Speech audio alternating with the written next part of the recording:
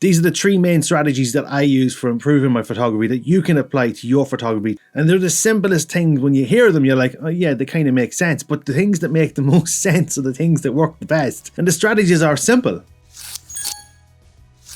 Practice. This is known under a multitude of names. It could be called a recce. It could be called a test shoot. It literally is just practice. Sometimes it can be literally just that. Just literally practicing with the camera. Landscape photographers and anyone shooting on location will do recce's ahead of time because they need to see where they can get the shots from, where's the best angle to then plan the rest of the shot to then come back and actually get the shot. Test shoots, product photographers, commercial photographers, they will do this so that they can actually work out how they need to do the shot so that when the client comes, they have it ready to go. So whether that's when you're doing editorial portraits with a celebrity and you don't have much time, you're not going to be trying to figure out your lighting while they're sitting there bored, because the last thing a lot of them want to do is be on a photo shoot. They just want to get it done and get out of there. So you use your assistants and you use other people to actually sit in for them as a placeholder, get your lighting, and then when the client, when the artist is there, boom, you sit them down, get the shot and away to go. If you're enjoying this video and getting something from it, don't forget to subscribe and ring that bell to get notified every time I post up a new video. With product photography, it can take you hours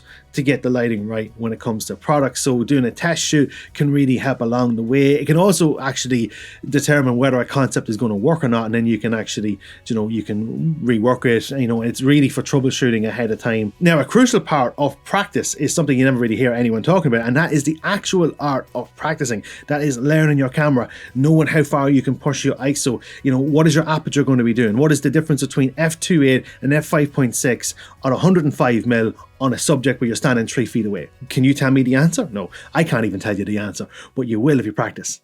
And that's the thing. Learn. This is an instrument. Learn it. Learn every aspect of it. Now, it will come from test shoots. It will come out through that as well, but there is no harm in just setting up the camera, setting up whatever it needs, an object, something. If you just need to shoot and find out, what's your noise level on ISO, what's your depth of field like, just shoot it at f2.8. Change the settings f4 to 5.6. The same again for ISO 100, 200, all the way up to 10,000. See what it does. Make sure that, obviously make sure the exposures are the same. Bring them into Lightroom, have a look at them and do critical comparisons. And from that critical comparison, you'll be able to determine what you actually like. You might find that, yeah, you love the whole Instagram shoot at f1.4, but your tastes are like, I actually kind of like 4.5, 5.6. I like that. You get the full details or majority of the details of the person. There's a nice fall off. It's not f8, it's not f1.4, but it's quite nice. You know what I mean? So you won't know these things unless you practice. This is the boring side of practice, but it really is crucial to get it done. Planning. This is oh my god, this is so crucial. I love the plan. I love it. I enjoy it. I nearly enjoy it sometimes more than the photos, if I'm honest. But you can do planning anything. You can do it at any stage. You can be sitting on the toilet, you're planning. You can be sitting watching TV planning. Let's be honest, we do plan when we're on the toilet. Come on. But you can be sitting watching TV with the wife or your husband or your partner, and that's the time that you can be getting, watch a TV show and just be don't be mindlessly scrolling. Get working, get your ideas there, find inspiration online, start looking at where that is, have a look and see, can you plan it?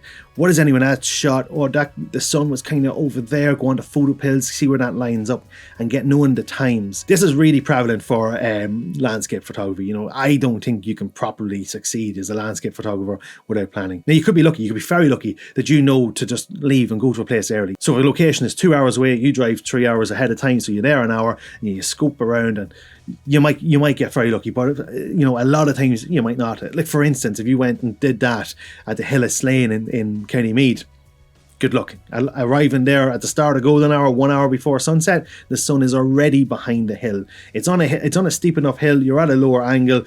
You need to be there long before golden hour. So it's not a sunset shot at all. You could aim to get the twilight and all the rest, but if you want to get the sun in the shot, that's a location that's a good example of that you need to plan. And I fell for that. I was like, I'll get there an hour early, and I was like, okay, the sun is gone. What can you do? And then the third one, persistence. It just goes without saying. You have to persist, especially in landscape photography. You can't give up. You get there and it is, look, especially in Ireland, the weather changes so quickly. You get there and the weather changes. The clouds close in on you. You know, things happen. The rain out of nowhere. You never know what's going to happen.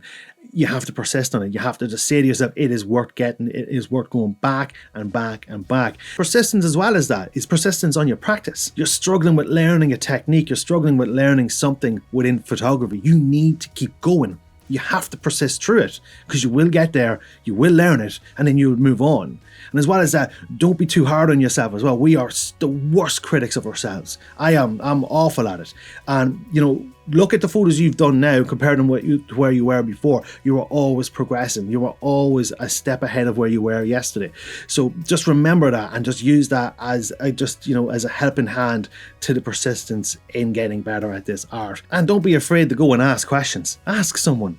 Ask me, DM me, ask me a question. There's never a stupid question. I ask people as well. I'm forever DMing people I know that can give me an answer. And yes, you're going to come across those people who aren't willing to share. Don't hold it against them. They have no loyalties to you or anyone else. So leave them at it. If they don't want to share, they don't want to share. There are loads of other people there that you can ask and get advice from. Persistence doesn't have to stick strict to just landscape photography for weather. You could be doing a very technically difficult photo for product photography or something like that there. I did a splash photo of a whiskey shot. 500 photos to get 3 usables. It was such a difficult shoot to do. But look at the photos. Some of my favorite photos I have ever done. For portrait photography, you have to persist with clients that are difficult to get into poses, especially when you're doing headshots with companies where people, they don't even want to get the photo taken and you're trying to get them into this pose, you're trying to get them to relax. They have to build trust with you. You have to build that trust with them and just persist at it and keep calm and let all those thoughts in your head of like, let them stay there. Do not bring them to the front. You keep them to the back. They do not see that. You put an act on.